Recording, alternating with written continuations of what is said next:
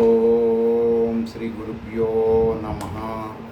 శ్రీ లలిత త్రిశతి ఈనాటి నామము. సకార రూప. ఈ నామము శృతి ప్రామాణికమైన అక్షరమాలో ఉపనిషత్తు ప్రామాణికముగా శ్రీ విద్యాపరంగా వివరించటం జరుగుతుంది. భారతీయులో ఏ భారతీయుడైనా వలసవాద ఆధ్యాత్మికం పరులు కాని భారతీయులు ఏ మంత్ర జపం చేస్తున్నా శృతి ప్రామాణికముగా పంచపూజలు చేస్తారు. ఇది సహజ లక్షణం అన్నమాట. ఏ సాధకుడైనా ఏ మంత్ర దేవతకైనా పంచపూజలు చెయ్యాలి. చెయ్యకపోతే ఏమిటి, చేస్తే ఏమిటి? పంచపూజలు చేయటం వలన నీలో ఉన్న పంచభూతముల జ్ఞానం నీకు ఇంటర్నల్గా అర్థమవుతుంది. అర్థమైనప్పుడు వాటి నుంచి బెనిఫిట్స్ ఏంటి, నెగిటివ్ ఏంటి, పాజిటివ్ ఏంటి, ఎనర్జీ ఏంటి, ఇవన్నీ తెలుసుకుంటావు. తెలుసుకోవటం వలన నీ జీవితంలో షట్కర్మల విషయంలో కానీ ముక్తి మోక్షం విషయంలో కానీ నీకు బెనిఫిట్స్ ఉంటాయి. కాబట్టి ఋషులు చెప్పిన ప్రకారం వెళ్తేనే క్లారిటీగా, సత్యముగా, ధర్మముగా దేవతల నుంచి లాభాలు వస్తాయి. పరంపర ఆధ్యాత్మికం వలన, భ్రమలతో కూడిన ఆధ్యాత్మికం వలన ఏ నాటికి ఏ బెనిఫిట్స్ రావు. వచ్చినాయని చిత్త భ్రమణముతో ఉంటారు.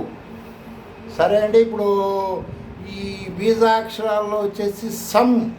ఈ మంత్రదేవత సకార రూప. సకార రూప అంటే సమ్ అనేది పంచపూజల్లో ఆఖరిది తీసుకోవాలి. తీసుకున్నప్పుడు సమ్ సా పక్కన సున్నా అంటే పూర్ణము. అది పెడితే ఏమవుతుంది? సర్వతత్వాతిమిక అయి. నువ్వు ఏ మంత్ర దేవతను ఉపాసిస్తావో ఆ మంత్ర దేవత ఎవరిచ్చే నెగిటివ్ కావచ్చు, పాజిటివ్ కావచ్చు, ఖాళీ కావచ్చు, రాజరాజేశ్వరి కావచ్చు, భైరవుడు, ఎవరైనా సరే ఏ దేవత అయినా ఆ దేవతకి పంచపూజలు ఆఖరిది సమ్ బీజాక్షరంతో ఋషులు తెలియజేశారు. సమ్ సర్వతత్వాత్మిక అయి. శ్రీ విద్యా గురువులను అడగండి, చెప్తారు వివరంగా. సర్వ ప్లస్ తత్వ ప్లస్ ఆత్మ. ఈ విశ్వములో ఉన్న ఏ ప్రాణి అయినా ఈ మంత్ర దేవత వాళ్ళలో ఉంటుంది. నాలో వాళ్ళలో ఉంటుందంటే నాలో ఉంటుందనే కదా అర్థం. ఆ విధంగా ఋషులు మనకి అవి తెలుసుకుంటే వాడికి ఇంప్రూవ్మెంట్ కోసం ఆధ్యాత్మికంగా తెలియజేశారు. ఎవరు చెప్పట్లేదు, ఎవరు తెలుసుకోవటం లేదు. దానివల్లనే మంత్రాలు పనిచేయట్లేదు. సరే, వలసవాద మతముల గురించి నేను చెప్పట్లేదు. భారతీయులకు భారతీయ మంత్ర ద్రష్టలైన ఋషులు వివరించిన శృతుల ఆధ్యాత్మిక రీత్యానే ఈ నామదేవతని సర్వతత్వాత్మిక అయి. మీరు ఉపాసిస్తున్న మంత్రదేవత పేరు చెప్పి తాంబూలాది సర్వోపచార పూజాన్ పరికల్పయామి. ప్రతిరోజు ప్రతి సాధకుడు అన్నీ పెట్టలేడు కదా, అందుకని పరికల్పయామి. పంచభూతములో జలం ఒకటి కాబట్టి ఆ జలముతో ఈ దేవతకి మనం ఫీలింగు తత్వార్థ ప్రామాణికముగా ఇవ్వటం జరుగుతుంది. మీ శ్రీ విద్యా గురువు పరంపరలో మీరు శృతి ప్రామాణికంగా అడిగితే ఎవరైనా చెప్తారు. లేకపోతే మీరు మెయిల్లో పెట్టండి, శ్రీ విద్యా గురు పరంపరలో మేము వివరిస్తాను. పంచదశి మంత్రము కొన్ని గురు పరంపరలో ఆ మంత్రంలో ఉండే సకార రూప స అనే బీజాక్షరాన్ని కూడా ఈ దేవతకి అనుకరణ చెప్తూ ఉంటారు. అంటే అది కరెక్టే, నేను చెప్పేది కరెక్టే. నేను చెప్పేది శృతి ప్రామాణికంగా ప్రతి భారతీయుడు నమ్మే విధంగా ఉంటుంది. అంతేగాని ఇది సకార రూప అంటే డీప్ శ్రీ విద్యా గురువులకే తెలుసు. ఈ సమ్ అంటే పామరుడికి కూడా అర్థమయ్యే విధంగా ఉంటుంది. సరే, తత్వజ్ఞానం ఇచ్చా పైన వివరించడం జరిగింది. లేదు, నేను చాలాసార్లు మీతోటి ఫలిత జ్యోతిష్యాన్ని నమ్మద్దు అని చెప్తుంటాను. అది సత్యం కాదు. ఆ సత్యం అజ్ఞానుల విద్యాపరులకు మాత్రమే ఫలిత జ్యోతిష్యం. జ్ఞానులకు శృతి ప్రామాణిక ఖగోళ శాస్త్ర జ్యోతిష్యం మాత్రమే. సరే, ఈ నామరూప దేవతని వివరణలో ఈ నామరూప దేవత మీకు వివరిస్తున్న క్రియల్లో బృహదారణ్యకోపనిషత్తు ప్రామాణికంగా చెప్తాం జరుగుతుంది. అందులో జ్యోతిష్యం గురించి కూడా, గ్రహాల గురించి కూడా సంవాదం ఉంటుంది ఋషుల పరంగా.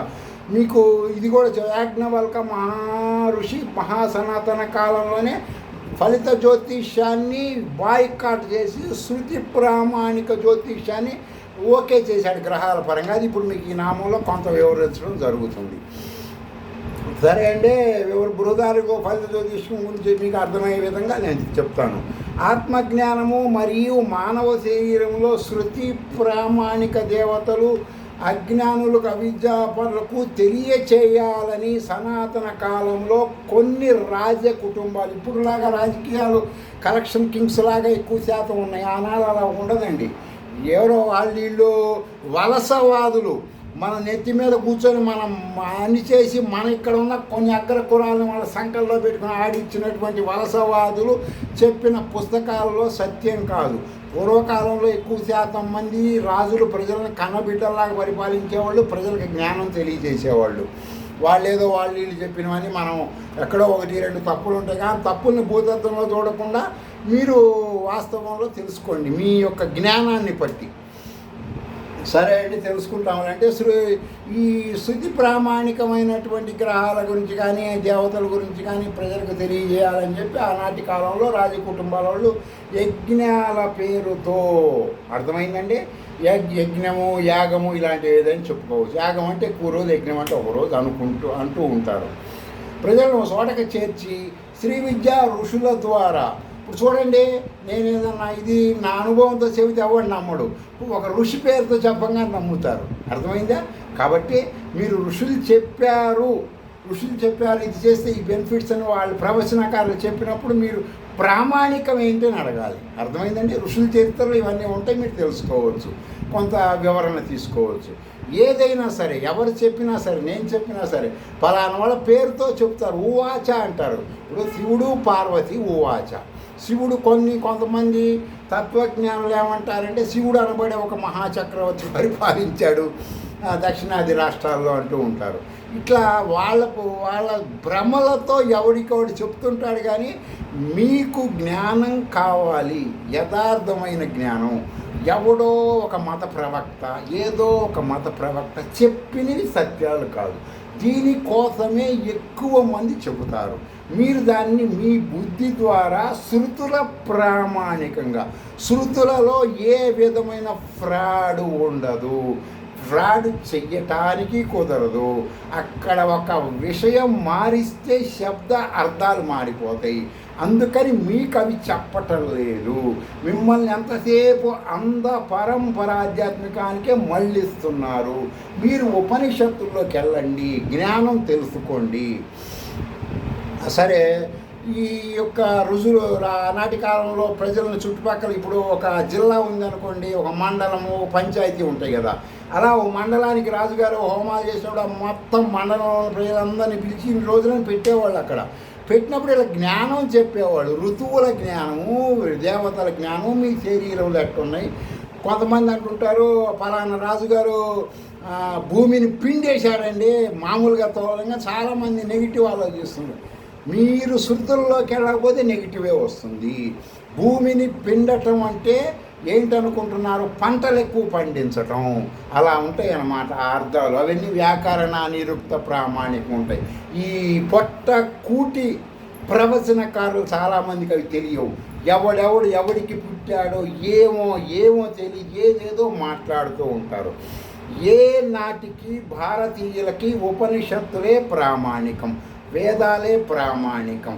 అంతేకాని ఎవరి భ్రమలలో నుంచే పుట్టిన ఆధ్యాత్మికం సత్యం, నిత్యం, శాశ్వతం కాదు. బాల్య అవస్థ వరకే అలాంటివి చూడాలి. ఆ తర్వాత నుంచి వాడు ఉపనిషత్తుల్లోకి వెళ్తేనే జ్ఞానం వస్తుంది, భగవంతుడు తెలుస్తాడు.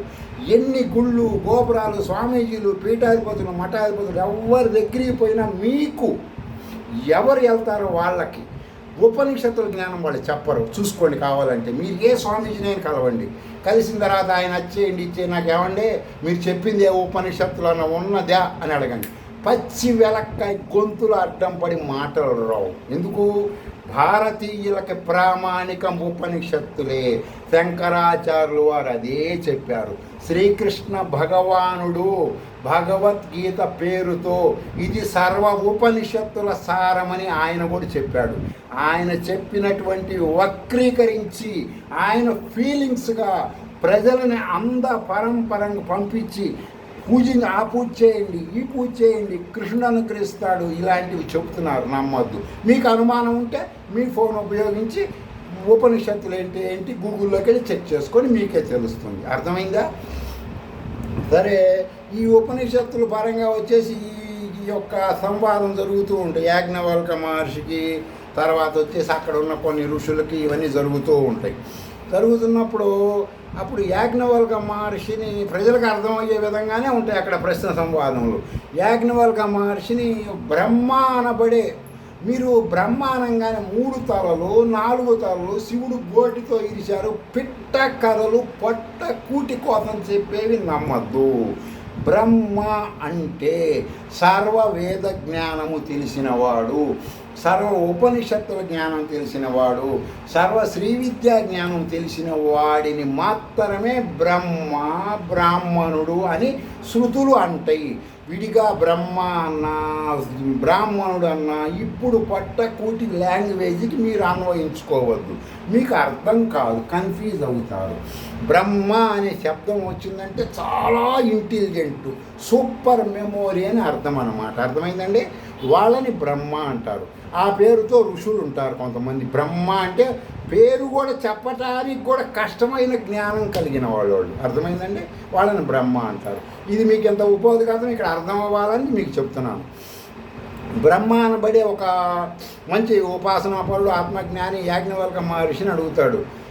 ఏమని అడుగుతాడు? ఏమయ్యా బ్రహ్మ, యాజ్ఞవల్క మహర్షికి నువ్వు మరి గోవులను మొత్తాన్ని తీసుకెళ్తున్నావు, సరే ఓకే, మాకు అబ్జెక్షన్ లేదు, కానీ మా అనుమానం ఏంటంటే ఇక్కడ ఉన్న ప్రజల తరఫున అడుగుతున్నాను, శ్రీ విద్యా మంత్రాలు కానీ విడిగా మంత్రాలు కానీ అవి ఇవి పురస్చరణ చేసిన వాళ్ళు ఇన్ని హోమాలు చేస్తారు కదా, హోమం చేసేటప్పుడు చేయించే బ్రహ్మ, గుర్తుపెట్టుకోండి, మీరు అక్కడ హోమం చేయించే బ్రాహ్మణుని బ్రహ్మగా శృతులు అంగీకరించిన వాడే బ్రహ్మ. అంటే ఏంటి? వేదం చదవాలి, వేద అంగం చదవాలి, వేద భాష్యం చదవాలి, వాడు అధర్వణ వేదం ఖచ్చితంగా వచ్చి ఉండాలి, అతను మాత్రమే బ్రహ్మగా పనికొస్తాడు. వికట బొట్లు పెట్టుకొని వేషాలు వేసిన వాళ్ళు అందరూ మేము బ్రహ్మ అంటే శృతులు అంగీకరించవు. మీకు అనుమానం వస్తే మీ ఫోన్ ఉపయోగించి నెట్లోకి వెళ్ళి చెక్ చేసుకోండి. బ్రహ్మ అనే స్థానంలో ఎవరు కూర్చున్నా గుర్తుపెట్టుకోండి, ఏ వేదం ఏదో అధర్వణ వేదం ఖచ్చితంగా చదివి ఉండాలి అతను. అర్థమైందండి? అతనే బ్రహ్మగా శృతులు అంగీకరిస్తాయి. మిగతా వేదాలతో పాటు అధర్వణ వేదం అంటే కర్మకాండలకు సంబంధించింది, భారతీయులకు అవసరమని ఋషులు ఆ నియమ నిబంధనలు పెట్టారు. వాళ్ళు పెట్టిన ప్రకారం మనం మాట్లాడుకోవాలి, మనం చెయ్యాలి. అర్థమైందండి? సరే, ఈ బ్రహ్మ అనబడేటువంటి సాధకుడు యాజ్ఞవల్క మహర్షిని అడుగుతాడు, ఏమంటే ఋషి గారు, ఎంతమంది దేవతల ద్వారా ఆ యజ్ఞాన్ని ఆ బ్రహ్మ రక్షిస్తాడు, ఎంతమంది దేవతలను ఆహ్వానిస్తాడు అని మహర్షిని అడుగుతాడు. అర్థమైందా? ఈ ప్రశ్న మీరు ఎంత డెప్త్గా ఉందో తెలుసా? ఏ మాత్రమైనా సరే మీరు మీ దగ్గర ఉదర పోషణార్థం వేషధారి అయినటువంటి గుండంలో అన్ని 100 మందిని కూర్చోబెట్టి హోమం చేసి అతన్ని ప్రశ్న అడగండి, గింగిరాలు తిరిగిపోతారు. అర్థమైందా? ఎంతమంది దేవతలను ఆహ్వానిస్తావు అని ఋషి అడుగుతాడు. ఒక ఋషి ఇంకొక ఋషిని, మంత్రద్రష్టలు వాళ్ళందరూ, మన కోసమే వాళ్ళు ప్రశ్న జవాబులు చెప్పారు. అప్పుడు యాజ్ఞవల్క మహర్షి అంటాడు, ఓ బ్రహ్మ, యజ్ఞాన్ని ఒక దేవత ద్వారా ఆ బ్రహ్మ రక్షిస్తాడు. ఆ దేవత ఎవరనుకుంటున్నావు? బ్రహ్మగారి మనసు. మీకు చాలాసార్లు చెప్పాను, మనసులో పరమాత్మ ఉంటాడని. ఇక్కడ అదే చెబుతున్నాడు యాజ్ఞవల్క మహర్షి. మనసులో అనేకమైన మంత్రాలు చేస్తాడు కదా, ఒక్కొక్క మంత్రానికి ఒక్కొక్క మనసు మారిపోతూ ఉంటుంది. ఒక రుద్రుడి మంత్రం చేసినప్పుడు రుద్రతత్వము, విష్ణుతత్వము, ఇలా విధంగా మనోదేవత మారిపోతూ ఉంటుంది. అర్థమైందండి? దీన్ని బాగా గుర్తుపెట్టుకోవాలి మీరు, ఈ రహస్యాలని. ఇవన్నీ ఎవ్వరు మీకు చెప్పరు, మీకు ఉపనిషత్తులు ఉంటాయి. అర్థమైందా? నేను చెప్పేది బృహదారణ్యక ఉపనిషత్తుల సబ్జెక్టు. సరే, ఆ దేవత ఎవరంటే బ్రహ్మగారి మనసే. ఆ శ్రీ విద్యా బ్రహ్మగారి మనసు అనంతమైనది. విశ్వములో ఉన్న సర్వదేవతలు అనంతములోని వారే కదా. అనంతం అంటే ఏంటి? విశ్వములో ఉన్న సర్వము అనంతం అంటారు.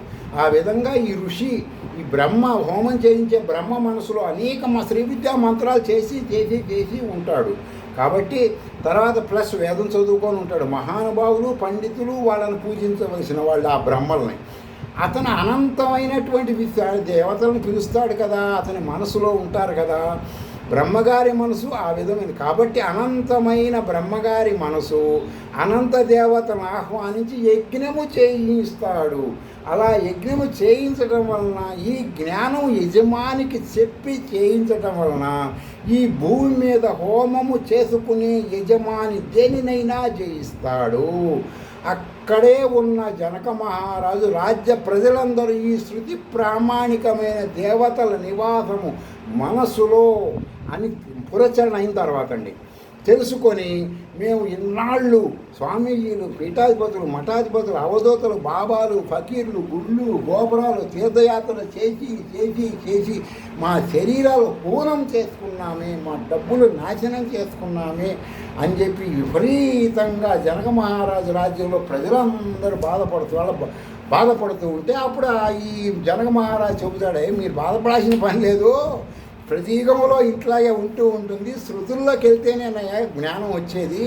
అందుకే మీకోసం ఈ సంవాదం చెప్తున్నాను. మీరు అనుమానాలు ఉంటే భవిష్యత్ తరాలైన ఉపనిషత్తుల్లోకి వెళ్ళండి. మీ ఎవ్వడు గుళ్ళు గోపురాలు తిరగమని ఏ ఉపనిషత్తులో ఉండదు. నువ్వే అది అయి ఉన్నావురా సోమా అని చెబుతుంది ఉపనిషత్తు. మీరు అక్కడికి వెళ్ళకుండా ఎంతసేపు తిరుగుతుంటారు. సరే, అది అయిపోతుంది. సరే, శృతుల ఆధ్యాత్మిక తెలుసుకుని ఆచరించారు, మీకు అన్నీ చేసుకుంటామని అంటారు. ఇంతలోకి మా శృతుల జ్ఞానం, బ్రహ్మజ్ఞానానికి శృతుల జ్ఞానం, ఆత్మజ్ఞానం మొత్తం కుడియడంగా ఒకటే పేర్లండి. ఇంకో బ్రహ్మగారు ఒక మహర్షి వెంటనే లేచి యాజ్ఞవల్క మహర్షిని, ఏమంటే ఓ మహర్షి గారు, మీరు ఇప్పటి నుంచి అందరినీ ఎట్టగొట్టలేదో శృతుల ప్రామాణ్యంగా చెబుతున్నారు, కానీ భవిష్యత్ తరాలకు కూడా మేము అర్థమయ్యేట్టు అడగండి అంటాడు. గ్రహాలు ఎన్ని? అర్థమైందండి. బృహదారజక ఉపనిషత్తులు ఉంటుంది, చూసుకోండి. మీరు గుళ్ళు గోపురాలు జరగద్దు, నవగ్రహాలు జరగద్దు, డబ్బులు వేస్ట్ చేసుకోవద్దు. ఏ మాటలు ఉదరపోషణ వాళ్ళవి ప్రవచనకారులు వినవాకండి. ఉపనిషత్తులోకి వెళ్ళండి, అందులో ఉంటే చేయండి. లేకపోతే వీళ్ళు చెప్పే అబద్ధాలు వీళ్ళకి తెలియదు, మిమ్మల్ని మోసం చేస్తున్నారు. అర్థమైందండి. ఏ ఉపనిషత్తులో నవగ్రహాలు ఉండవు, లేనివి ఎట్లా చేస్తారు వీళ్ళు? ఇక్కడ యాజ్ఞవల్క మహర్షి అడుగుతున్నాడు, అతిగ్రహాలు ఎన్ని? గ్రహాలెన్ని, అతిగ్రహాలెన్ని అని అడుగుతాడు. ఓ బ్రహ్మగారు, ఏ మానవుడైనా ఏ గ్రహము గురించి ఆలోచించినా, వెళ్ళినా, సిద్ధాంతులను కలిసినా వెంటనే ఆ గ్రహము వాడిని పట్టుకుంటుంది. లేని దాన్ని మనసులోకి తెచ్చుకుంటున్నాడు కదండి. లేని దాన్ని ఊహించుకుంటున్నాడు. గొడ్రాలకి బిడ్డలు పుట్టవు, వాడు పుట్టినని ఎవడో చెప్పాడు, వీడు ఊహించుకొని ఫీలింగ్లో చెందుతున్నాడు. ఈ శృతుల్లో ఉండవు కదా. మీరు చూడండి, ఏ ఉపనిషత్తులో అన్న ఉంటుందేమో. నేను నా మాట నమ్మక్కర్లేదు. పలానా ఉపనిషత్తులో పలానా గ్రహాలకు శాంతి చేయమని ఉంది అని మీరు చెబితే అప్పుడు నేను కూడా తెలుసుకొని నేను కూడా చేస్తాను. అర్థమైందండి. నేను ఉపనిషత్తులు ప్రామాణికంగానే శ్రీ విద్యను మీ పరంగా మీకు చెప్తున్నాను. వేరే అంధ పరంపర వలసవాద ఆధ్యాత్మిక పరంగా చెప్పటం లేదు. అర్థమైందండి. సరే, వాళ్ళిద్దరూ ఈ ఏ గ్రహం గురించి మాట్లాడుకుంటూ ఉంటారు. ఆ గ్రహము మానసికంగా యజమాని పట్టుకుంటుంది. దాంతో ఆ యజమాని నూనెలు కానీ, బెల్లాలు కానీ, నవధాన్యాలు కానీ గుట్టలు ఇంట్లో పిల్లకి తిండి కూడా పెట్టకుండా తిరుగుతూనే ఉంటాడు. ఈ విధంగా ఉంది కదా, మరి ఏంది ఓ మహర్షి అది ఇదంటే, గ్రహము అంటే కృష్ణ యజుర్వేదంలో కూడా ఉంటుంది. దాని వివరణ గతంలో చెప్పాను నేను. గ్రహము అంటే గ్రహించేది అని అర్థం అండి. అర్థమైందా? గ్రహం అంటే గ్రహించేది. కళ్ళు గ్రహాలు. వ్యాకరణ నిరుక్త ప్రామాణికముగా శబ్ద అర్థ జ్ఞానము శృతుల జ్ఞానం తెలియక ప్రజలని మోసం చేసి బతుకుతున్నారు. గ్రహము అంటే మన శరీరములో ఇంద్రియాలని గ్రహాలు అంటారు. సరే, అవి విషయాలు గ్రహిస్తూ ఉంటాయి. కళ్ళు బయట విషయాలు, ముక్కు, నోరు, ఇవి గ్రహాలు. ఇవి క్యాచ్ చేస్తూ ఉంటాయి బయట విషయాలని. గ్రహించేదాన్ని గ్రహము అంటారు. అర్థమైందండి. సూర్యుడు ఏం గ్రహిస్తాడు?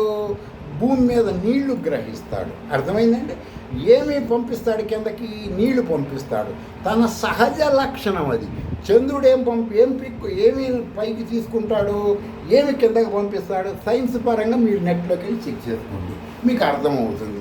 అందుకే చంద్రుడు అమావాస్య అయిపోయిన తర్వాత నుంచి పౌర్ణమి వరకు శ్రీ విద్యా మంత్రాలు చేయమంది రాత్రిపూట. దేనికి? చంద్రుడి నుంచి వచ్చే అటువంటి ఒక లిక్విడ్ గోడలు అడ్డం ఉన్నా, శిరాబులు అడ్డం ఉన్నా దీంట్లోంచి వెళ్ళి మానవుడికి మెమొరీ బాగా పెరుగుతుంది. దానికి అమృత తత్వము అని పేరు. అర్థమైందండి? ఇవన్నీ ఫిలాసఫీతో ఉంటాయి. కాబట్టి నీ శరీరంలో ఉన్న బెజ్జాలనే గ్రహాలు అంటారు. ఎవరు? ఋషులు చెప్పారు. ఋషులకి ఎట్లా తెలుసు? పరమాత్మ చెప్పాడు. అర్థమైందండి? కృష్ణ యజుర్వేదంలో ఉంటుంది కదా. మీకు గతంలో కూడా నేను చెప్పాను కదా. మీకు అనుమానం ఉండి ఎక్కడ ఉంటుందండి కృష్ణ యజుర్వేదంలో అంటే మీరు మెయిల్లో పంపిస్తే నేను వాట్సాప్లో మీకు పంపిస్తాను. అతిగ్రహము అంటే గ్రహము కన్నా పెద్దది. అదేంటండి? గ్రహాల కంటే పెద్దవి ఏమున్నాయి? గ్రహాలే నక్షత్రాలంటే నేను మీకు ఆధ్యాత్మికంగా చెప్తున్నా, సైన్స్ పరంగా చెప్పట్లేదు.